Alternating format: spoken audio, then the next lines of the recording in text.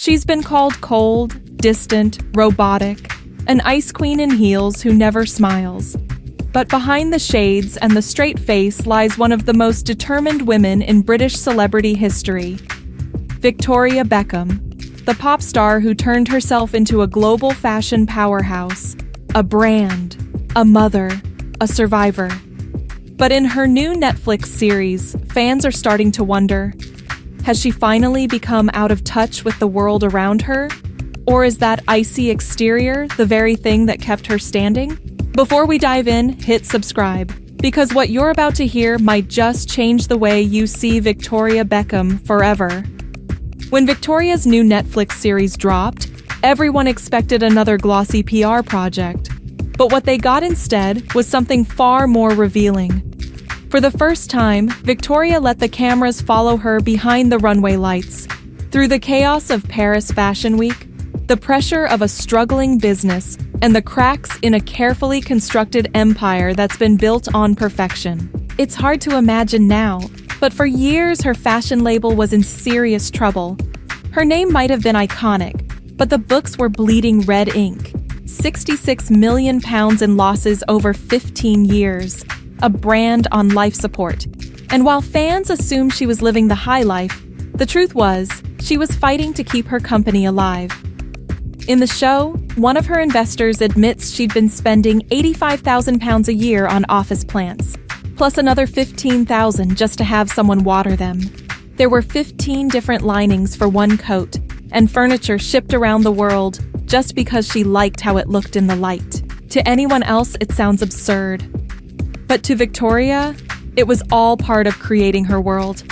A world where everything had to be perfect. She even admitted she'd lost touch with what was normal, saying she came from entertainment, not business, and no one around her had the guts to tell her no.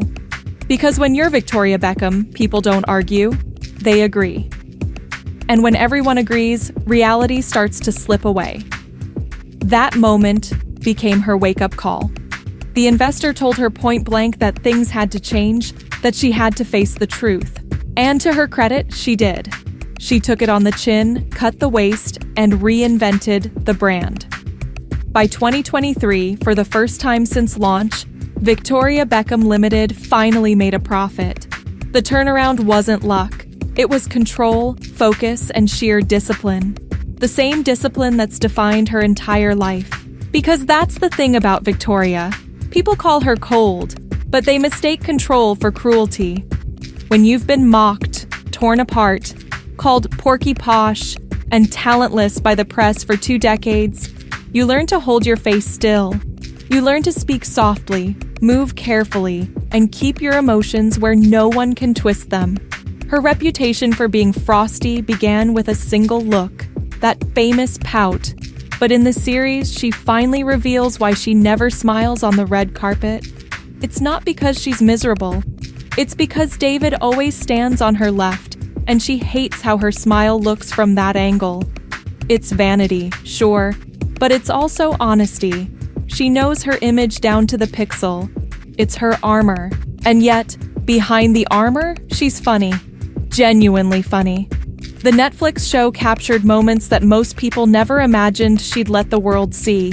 Accidentally grabbing a model's underwear during a fitting, laughing about it, joking with her team, teasing David about his chickens and turning it into a cheeky innuendo. It's Victoria without the filter, witty, dry, sharp, and surprisingly warm. But the warmth doesn't always come through. Mel B once told her, "Don't forget where you came from," after Victoria refused to join the Spice Girls reunion tour in 2019. It was a line that hurt, because Victoria has never forgotten. She said herself that Posh Spice made her who she is, that she'll always be grateful. But the truth is, she outgrew it.